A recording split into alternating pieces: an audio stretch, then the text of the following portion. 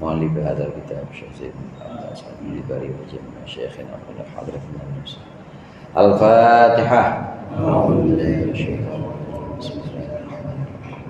الحمد لله رب العالمين الرحمن الرحيم مالك يوم الدين إياك نعبد وإياك نستعين اهدنا الصراط المستقيم صراط الذين أنعمت عليهم غير المغضوب عليهم ولا الضالين آمين. بسم الله الرحمن الرحيم. الحمد للمعلم الطلاب ومسهل الخير لمن يتعلم ثم الصلاة والسلام على النبي وآله وصحبه جايعهم. يا ربنا كفر عنا ذنوبنا ووالدينا ولمن هو مسلم. ندعوك اللهم علما نافعا من يومنا إلى الحساب يقوم. آمين آمين آمين ويا فتاح. آمين آمين آمين ويا عليم. Alhamdulillah alladzi arsyadana ila ta'atih wa zajarana 'an ma'siyatih. Wassalatu wassalamu ala man arsalahu Allahu li irsyadil ibad wa ala alihi wa sahbihi al-muhtadina ila sabilir rasyad. Amma ba'd, fa inna ahsanal hadithi kitabullah wa khairal hadi hadi Muhammadin sallallahu alaihi wasallam wa syarrul umuri muhdatsatuha wa kullu muhdatsatin bid'ah wa kullu bid'atin dhalalah. Segenap jamaah Masjid Al-Mujahidin, para ustadz, para hujjaj, hadirin sekalian yang dirahmati oleh Allah. Alhamdulillah malam hari ini kita berkumpul kembali melanjutkan pengajian kitab Irsyadul Ibad. Alhamdulillah setelah sampai pada bab baru, telah pasal baru, yaitu pasal tentang diafah atau melayani tamu. Setelah di pasal sebelumnya pengarang atau muallif menjelaskan tentang baiknya sifat dermawan, kita berbagi kepada sesama, kita meluangkan banyak rizki yang sudah Allah berikan kepada kita berikan kepada orang lain. Ini orang dermawan, orang bares, kayak orang sini semua ya. Asal ada aja dikasih gitu pokoknya. Lagi ngitung duit, orang lewat kasih aja, jangan dialang-alangin, orang lewat doang boleh dikasih. Nah itu namanya sakha atau dermawan. Nah kedermawanan ini ada hubungannya dengan melayani tamu. Melayani tamu ini termasuk tradisi Rasulullah SAW, termasuk sunnahnya. Bahkan Nabi Ibrahim alaihissalam ini paling demen yang namanya melayani tamu. Kalau ada tamu itu senang banget diajak makan bareng. Memang diafah ini, melayani tamu ini paling tidak ya sampai 3 hari. Kalau udah 4 hari itu namanya udah sebuah kelebihan. Ada orang melayani tamu sampai 4 hari, maksudnya sampai nginep 4 hari, itu udah cakep banget. Nah maksimal itu 3 hari itu maksimal. Yang dianjurkan 3 hari. Rumah saudara, rumah yang gak pernah dimasukin malaikat, itu antara lain adalah rumah yang ada anjingnya ya. Yang ada anjingnya. Termasuk juga rumah yang gak pernah didatengin tamu. Rumah yang gak pernah didatengin tamu itu juga gak pernah didatengin malaikat. Enak dong kalau dicabut nyawanya ya. Bukan malaikat itu, malaikat rahmat yang gak mau masuk situ. Kalau malaikat maut mah datang aja, ada waktunya. Malaikat maut atau malaikat yang tugasnya memang ada hubungannya dengan orang itu tetap datang aja. Yang dimaksud di sini tidak akan masuk ke dalam rumah-rumah yang tidak pernah disambangi atau tidak pernah diampirin sama tamu. Itu malaikat juga nggak pernah datang. Malaikat rahmat yang dimaksud di sini. Lah kalau malaikat rahmat nggak pernah datang, ya berantem mulu dalamnya. Rahmat itu kan artinya kasih sayang. Yang ada berantem mulu, suami sama istri pada diem-dieman, bapak sama anak ya diem-dieman, anak yang lonjak sama bapaknya. Kurang rame atau kurang sering melayani tamu. Maka di sini terutama memuliakan tamu, ini diantaranya adalah membuat banyak malaikat rahmat, sering-sering malaikat rahmat ini datang ke rumah itu, rumah yang sering didatangi tamu. jangan digembok. Gerbangnya tulisin sedang pergi. Tulisin anjing galak, apalagi yang punya. Nih, dan juga ada banyak kafarah. Kafarah itu penghapus dosa. Betul, istighfar bisa menghapuskan dosa. Betul juga ibadah-ibadah kita, sholat maghrib barusan, kemudian sholat demi sholat itu kafarah juga. Termasuk diantara kafarah itu adalah memberikan pelayanan buat tamu, memberikan makan terutama di sini. Ya kalau adanya lontong, keluarin lontong. Kalau adanya kopi aja, ya keluarin kopi. Habis makan, bisa ke sate, boleh minum kopi. Pokoknya layanin aja tamu. Ya. Ada banyak keutamaan di sini tentang diafah atau tentang melayani tamu. Bismillahirrahmanirrahim. Qala al-muallif rahimahullah wa nafa'ana bihi wa bi ulumihi wa bi barakatihi fid dharain. Amin. Faslun fid diyafati. Ini adalah sebuah pasal dalam melayani tamu. Akhrajat Dailami an Anasin qala Rasulullah sallallahu alaihi wasallam, dari Imam Dailami dari sahabat Anas bahwasanya Rasulullah bersabda, idza dakhalat dhaifu 'alal qaumi, ketika masuk tamu, seorang tamu masuk 'alal qaumi atas satu kaum, satu kampung, dakhala birizqihi, maka tamu itu masuk dengan rezekinya sendiri. Wa idza kharaja, dan ketika dia keluar si tamu tadi, kharaja, maka dia keluar bi maghfirati dzunubihim, dengan maghfirah atau ampunan dosanya kaum, dosanya orang kampung tersebut. Maksudnya di sini kaum satu rumah dah, enggak usah kampung. Tamu ini kalau masuk ke dalam rumah kita, hadirin, bawa rezekinya sendiri. Jangan kira rezeki kita, emang kelihatannya itu dari tudung saji kita, kelihatannya dari kulkas kita, sebenarnya itu bukan rezeki kita, rezekinya tamu. Tamu datang ke rumah kita bawa rezekinya sendiri. Dia bawa rezekinya, tapi ntar pulang itu justru bawa dosa-dosa kita. Enak gak tuh?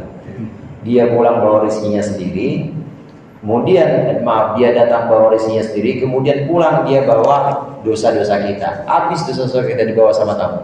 Dosa-dosa kecil ya, kayak bohong dikit-dikit ya, itu dosa-dosa kecil. Kemudian kayak sholat pikirannya kemana-mana, kan dosa kecil itu. Udah sholat aja udah cakep.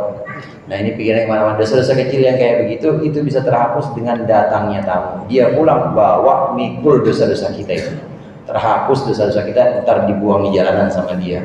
Dia nggak tahu aja. Pokoknya begitu keluar rumah kita dia bawa, nanti nggak lama pasti dosa-dosa itu gugur. Tamu itu datang dengan rizkinya sendiri. Yang dimaksud di sini rizki itu ada memang rizki yang Allah berikan seolah-olah buat kita, tapi sebenarnya bukan buat kita. Itu Allah titipin kepada kita.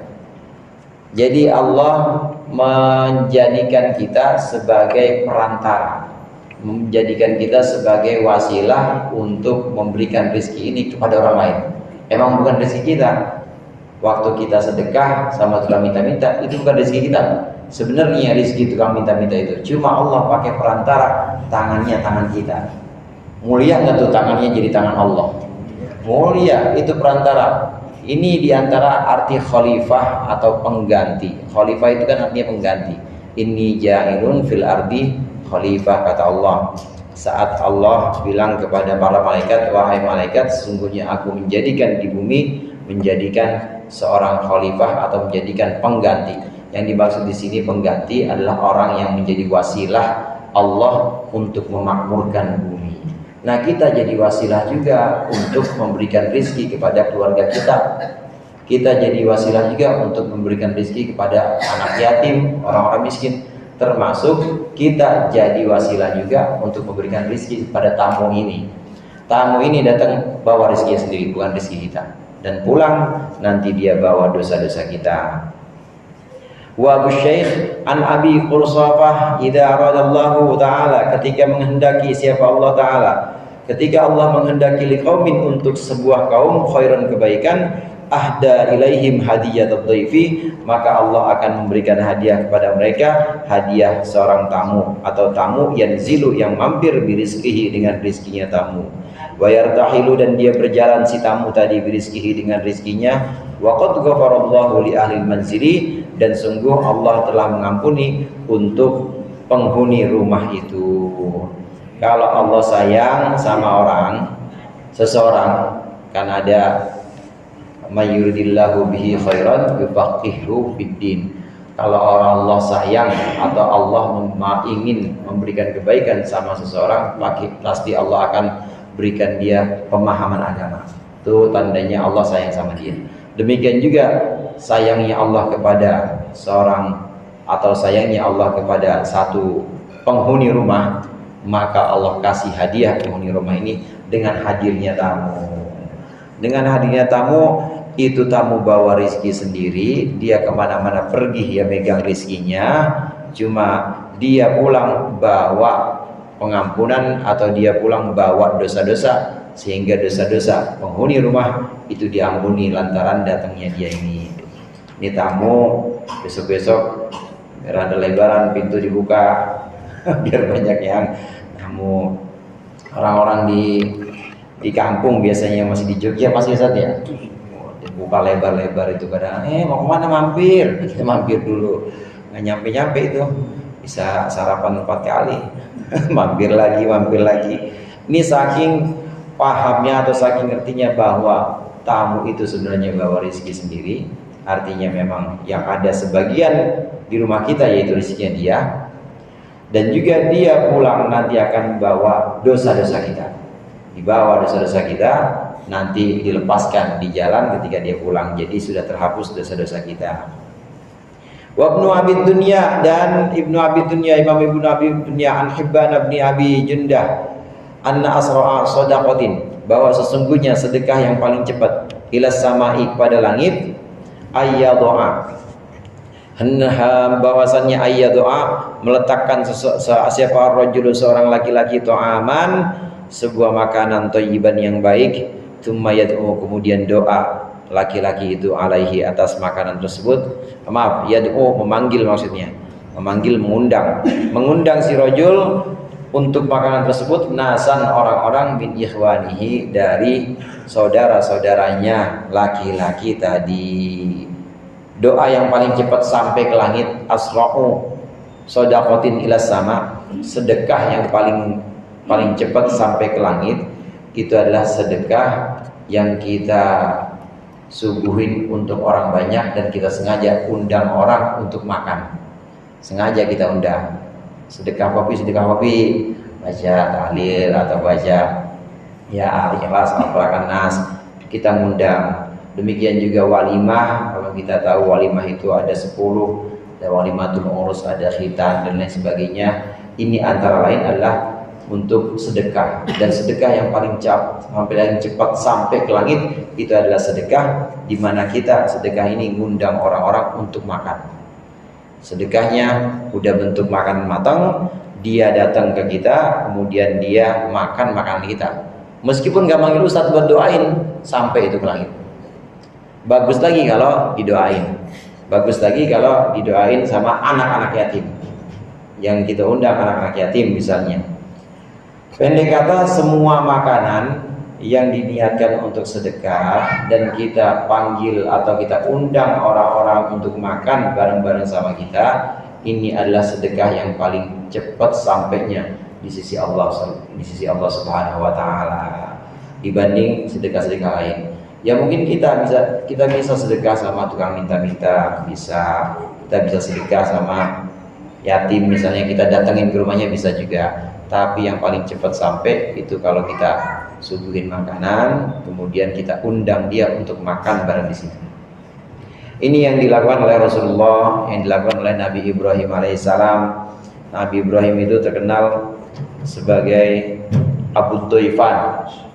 Mungkin kalau nisbatnya kepada para nabi, Nabi Ibrahim itu dikenal sebagai Abul Anbiya, bapaknya para nabi. Nabi setelah Nabi Ibrahim pasti itu garis keturunannya adalah Nabi Ibrahim. Nabi setelah Nabi Ibrahim itu pasti kakeknya adalah Nabi Ibrahim. Nabi Ibrahim punya anak Ishak. Ini sebenarnya anak dari istri tua, tapi lahirnya belakangan. Jadi Nabi Ibrahim punya istri namanya Siti Sarah. Siti Sarah lama nggak punya anak. Dia melihat suaminya senang banget sama anak kecil, senang banget sama tamu. Akhirnya Siti Saroh ya udah dibolehin kawin. Dikasih hadiah, hadiahnya Hajar itu. Hajar itu Siti Hajar perempuan, Siti Hajar. Dibuat hadiah untuk suaminya. Mungkin aja dari Siti Hajar ini bisa melahirkan keturunan. Enak tuh. Nggak punya keturunan, dikasih hadiah. Nah, Siti Hajar ketika Nabi dari Siti Hajar langsung dapat anak, namanya Ismail. Ketika Nabi Ismail lahir, Siti Saroh baru hamil lagi. Jadi kemudian hamil dapat anak, namanya Ishak. Jadi lahirnya dulu Nabi Ismail. Nah, setelah Nabi Ishak ada anaknya, putranya namanya Nabi Yakub. Yakub ini nama lainnya Israel. Isra itu abad, il itu Allah. Jadi Israel Abdullah kalau bahasa Arabnya. Bahasa Suryaninya Israel. Jadi Ishak nama lainnya Israel. Semua nabi setelah ini adalah Bani Israel semuanya. Keturunannya Yakub bin Ishak bin Ibrahim. Kemudian Nabi Ismail anaknya, cucunya nggak ada yang jadi nabi. Baru ada nabi yang melahirkan nabi dari Quraisy, ya kemudian Quraisy keturunan-keturunannya sampai kepada Hashim, Abdul Muthalib, Abdullah punya anak namanya junjungan kita baginda Nabi besar Muhammad sallallahu alaihi wasallam. Jadi kakeknya siapa? Ya dua-duanya kakeknya ya Nabi Ibrahim. Maka Nabi Ibrahim dikenal sebagai Abul Anbiya, juga dikenal sebagai Abu Dhaifan. Abu Dhaifan itu bapaknya para tamu. Jadi memang paling teman saudara, ngundang-undang orang makan itu paling teman Nabi Ibrahim. Dari dulu sebelum punya anak Nabi Ismail, sebelum punya anak Nabi Ishak, Nabi Ibrahim memang paling senang ngundang orang, ngajak makan. Ngundang orang kadang-kadang nggak mau makan kalau nggak ada temennya. Sengaja diem depan rumah, dilihat ada orang lewat nggak, ada yang bisa saya ajak makan nggak nih? Nah baru dimakan Nabi Ibrahim. Kadang-kadang kalau di depan rumah nggak kelihatan, jalan dulu berapa mil jalan buat nyari siapa yang bakal diajak makan sama beliau, Nabi Ibrahim alaihissalam. Abu Dhaifan, kecintaannya kepada manusia, kepada orang-orang, kemudian juga mengundang makan, menimbulkan barokah ini, barokah dari opennya kepada manusia, pada para tamu, kemudian juga kepada anak-anak. Maka Allah karuniai Nabi Ibrahim semua keturunannya jadi nabi semuanya itu. Abul Anbiya, barokah dari Abu Dhaifan, barokah dari melayani para tamu. Wal Hakimut Tirmidzi an Aisyah, dan dari Imam Hakim At-Tirmidzi an Aisyah, dari Sayyidatina Aisyah radhiyallahu anha, bahwasannya Nabi bersabda, innal malaikata la tazalu tusalli la tazalu tasilu ala ahadikum. Sesungguhnya malaikat itu la tazalu, tidak berhenti-henti, para malaikat tasilu sampai ala ahadikum, kepada itu tusolli ada ya-nya nggak usah? Nggak ada ya. Kalau di syarahnya ini kalau nggak ada ya-nya bacanya tasilu itu sampai. Tusolli ala shaf itu tusolli. Karena kalau itu kurang tepat kalau tasilu itu. Sesungguhnya para malaikat itu tusolli, memohonkan ampunan atau berselawat ala ahadikum, atas seorang dari kalian, madamat maidatuhu maudu'atan, selagi maidah atau hidangan makanannya itu diletakkan. Sabda Rasulullah SAW, kata Siti Aisyah pernah mendengar Nabi bersabda bahwasannya malaikat terus berselawat kepada orang yang melayani tamu atau orang yang memberikan makan selama hidangan itu belum digelar, maka malaikat senantiasa memohonkan ampunan untuk orang ini. Allahumma ghfir li Ustaz Zaini, Allahumma ghfir li Ustaz Sanwani. Dia yang ngundang, Allahumma ghfir li jamaah yang undang semuanya. Yang mengundang ini akan senantiasa dimohonkan ampunan oleh malaikat malaikat mohon ampun untuk orang yang undang ini supaya diampuni dosa-dosanya.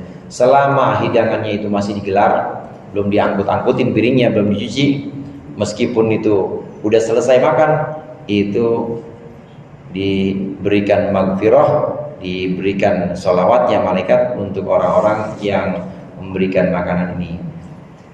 Dan ketika itu hadirin, makanan itu ketika makanan dihidangkan, digelar, kemudian kita bercakap-cakap, kita beramah tamah, itu saat itu nggak ada hisab.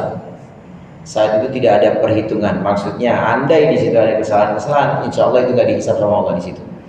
Di saat perjamuan atau di saat makan bersama, mana kita undang para tamu, malaikat berselawat, kemudian Allah hilangkan hisab selama makanan itu masih digelar untuk para tamu.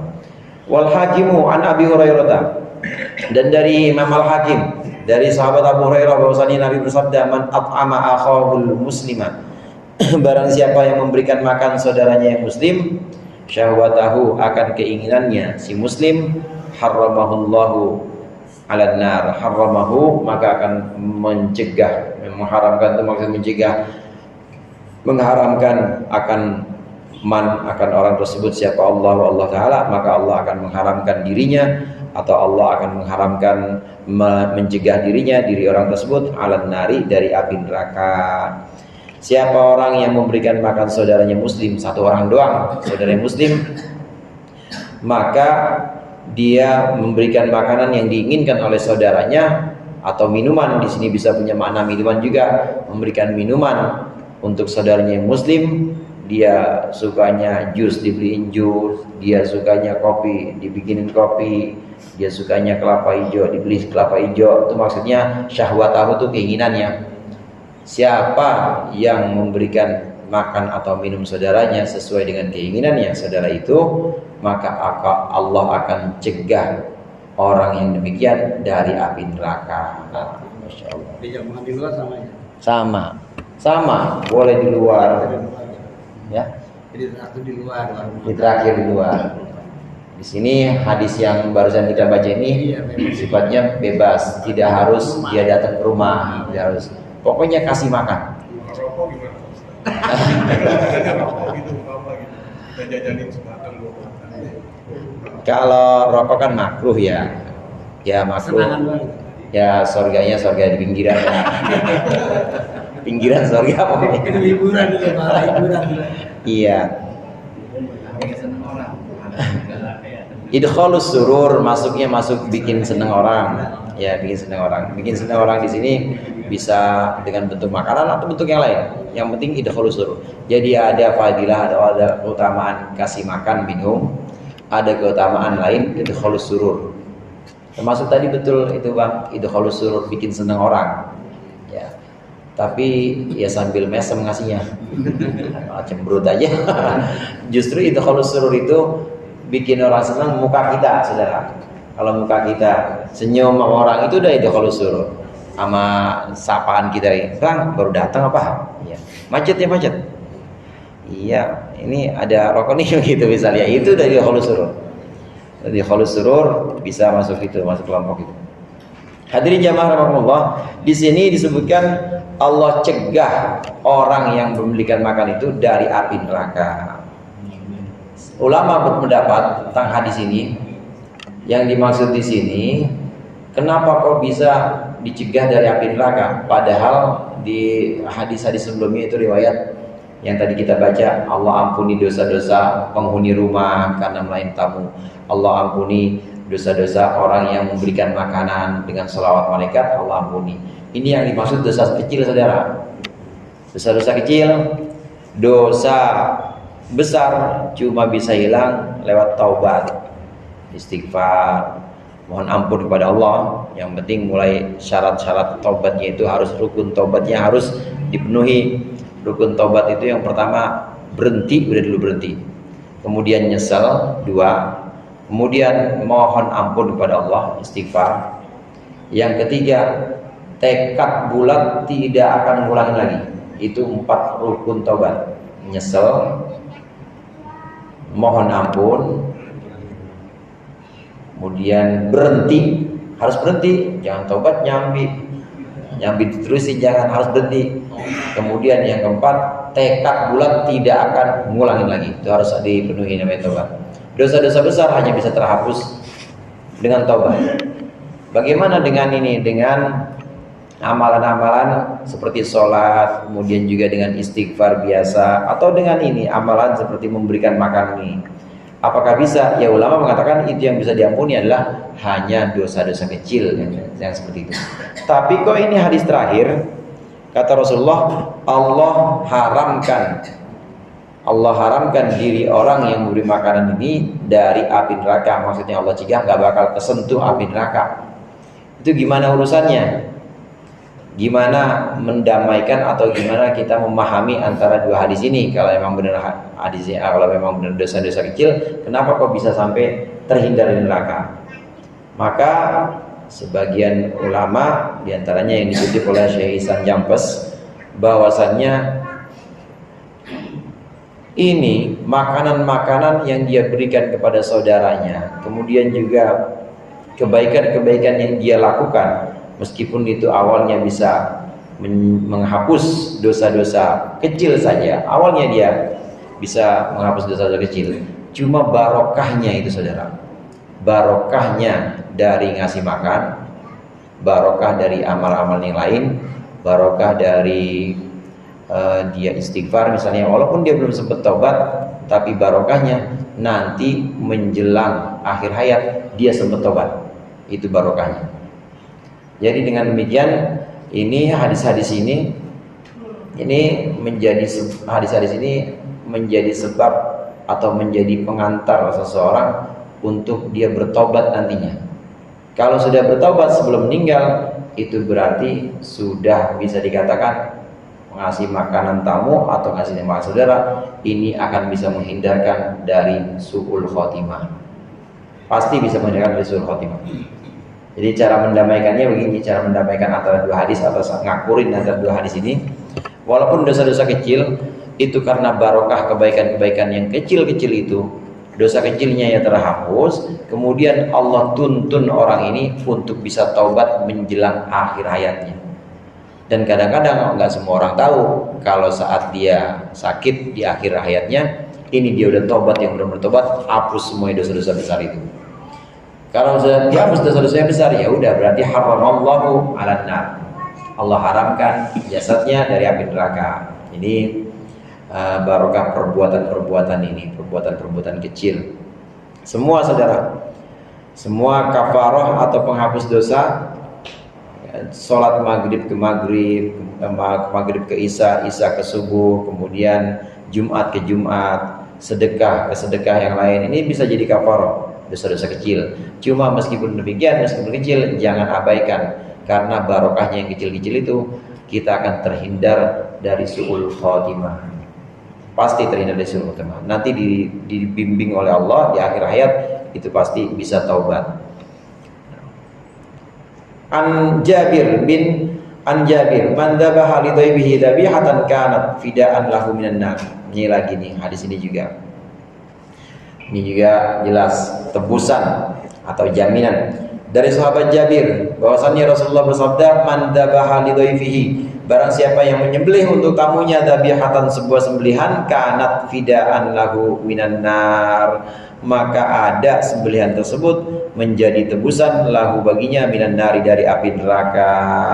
Ada tamu, dia ke belakang bentar, diambilin ayam, dipotongin ayam, ya potongin kambing buat tamu, dan apapun itu, ya potongin burung misalnya, pokoknya disembelih aja. Dhabihah di sini tidak harus hewan-hewan sembelihan seperti kambing, tidak harus, ayam juga bisa, ya ayam atau yang lain. Ini bisa jadi fidaan, bisa jadi tebusan untuk orang itu dari api neraka. Artinya tebusan, insya Allah bebas dari api neraka, nggak tersentuh sedikit pun. Ini yang tadi saya katakan, barokahnya ini dia nanti taubat sebelum wafat, kemudian taubat yang menghapuskan semua dosa-dosa besar, akhirnya bebas dari api neraka.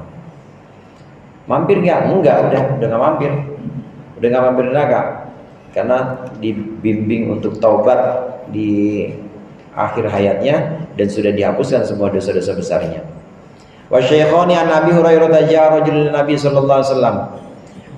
Dari Abu Hurairah bahwasannya Nabi bersabda, bahwasannya ada sebuah kisah ini dari Abu Hurairah, bahwasannya datang seorang laki-laki kepada Nabi sallallahu alaihi wasallam, faqala, maka berkata laki-laki itu, inni majhudun, saya ini orang fakir. Majhud itu orang miskin. Allahumma inni a'udzubika min jahdil bala. Jahdil bala itu artinya sulit. Majhud sulit. Majhud itu sulit ekonomi. Nah, kalau dibaca jahdun itu artinya sulit, tapi kalau dibaca juhdun itu artinya kesungguhan. Kalau juhdun sungguh-sungguh, kayak orang ngaji datang sebelum maghrib dia udah datang, besoknya datang lagi, di rumah dibaca lagi. Ada yang di rumah dibaca lagi? Banyak. Baca status, baca lagi, dihafal, itu namanya juhdun. Tapi kalau dibaca jimnya fathah, jahdun, kesulitan. Kalau dibaca juhdun, kesungguhan. Nah, majhud di sini artinya sulit atau fakir. Datang seorang laki-laki, kemudian dia bilang pada Rasulullah, saya ini fakir. Fa arsala ila ba'di nisaihi.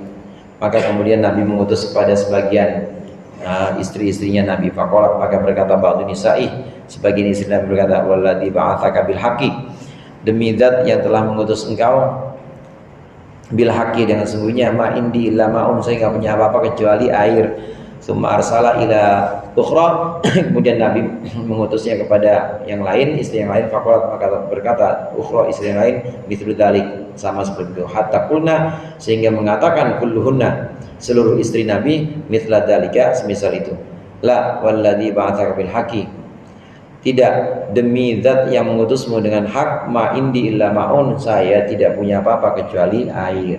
Faqala, maka berkata rajul, man yudayyifu hadzal, man yudayyifu hadza al-lailata, man, siapa, yudayyifu, yang bisa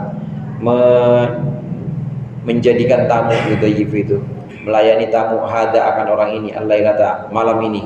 Faqala, maka berkata rajulun, seorang laki-laki, minal ansori, dari sahabat Ansor, ana ya Rasulullah, saya ya Rasulullah. Fantalaqa bihi, maka pergilah laki-laki fakir ini bihi, bersama rajulun minal ansor, ila rahlihi, pada punggung kendaraannya. Faqala,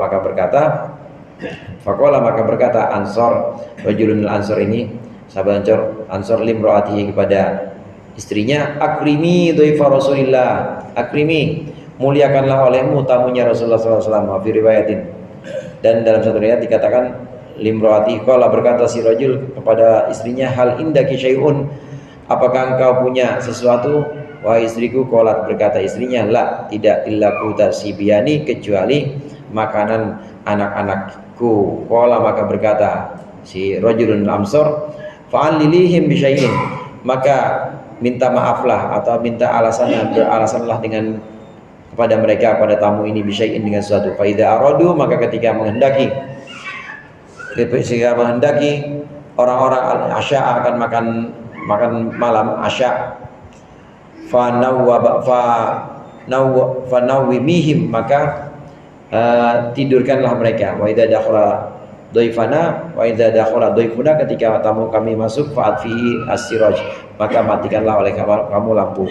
Wa arihi ana, wa arihi, dan beritahukanlah akan lampu, ana nakul, saya makan. Faqa'adu, maka bangun atau duduklah mereka.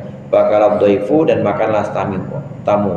Babata, apa tuh, tawiyina, babata tawiyina, dan jadilah mereka itu yang melipat perut, maksudnya falamma asbaha, maka ketika sudah masuk waktu subuh, dan besoknya ala Rasulullah sallallahu alaihi wasallam, faqala, maka berkata rajul, laqad ajaballahu bisani'ikuma, sungguh Allah kagum kepada perbuatan kalian berdua, wahai suami istri, bidaifikuma, dengan tamu kalian berdua, al-lailata, tadi malam. Fa anzalallahu, maka Allah menurunkan ayat, wa yu'thiruna ala anfusihim walau kana bihim khassasah, dan mereka mengalahkan ala anfusihim, diri mereka sendiri, walau kana bihim khassasah, meskipun mereka itu ada kesulitan. Ini kisah sahabat Ansor yang dilukiskan Wa yu'thiruna ala anfusihim walau kana bihim khassasa. Ada tamu nggak punya apa-apa, ditanya sama suaminya, ada bu makan apaan? Nggak ada makanan bocah doang itu pak. Oh gitu, ya gimana ke caranya? Ya udah gini aja, ntar kalau waktunya malam kita makan aja yuk, makan bareng-bareng. Tapi lampunya matiin biar nggak kelihatan, nggak kelihatan. Padahal itu nasi tim, apa nasi tim namanya? Iya, makan bocah, matiin lampunya jangan sampai dia tahu. Pokoknya yang penting itu rasanya enak, pokoknya yang penting itu baunya, aromanya itu enak banget. Matiin lampunya. Nah, yang makan siapa? Yang makan tamunya doang. Ini suami istri ya nggak makan, anaknya juga nggak makan. Yang penting tamunya makan. Gitu. Ketika malam waktu Asya itu kalau dibaca Asya makan malam, kalau dibaca Isya sholat. Begitu masuk waktu makan dimatiin lampunya, pasti begitu. Dan dia nggak makan, tamunya aja yang makan. Makanannya cuma makan bocah itu aja. Begitu udah selesai makan, tanya udah selesai makan, ya kenyang semuanya. Nah inilah yang dipuji oleh Allah. Sahabat Ansor ini mengalahkan dirinya untuk orang lain meskipun dalam keadaan sulit, maka disebut dengan Ansor. Ansor itu artinya orang-orang yang menolong. Wa haka al-Yafi'i an Syekh Abi Rabi wallahu a'lam bishawab. Allahumma anfa'na bima 'allamtana wa 'allimna ma yanfa'una wa sallallahu ala sayyidina Muhammad wa alihi wasallam walhamdulillahirabbil alamin. Assalamualaikum warahmatullahi wabarakatuh.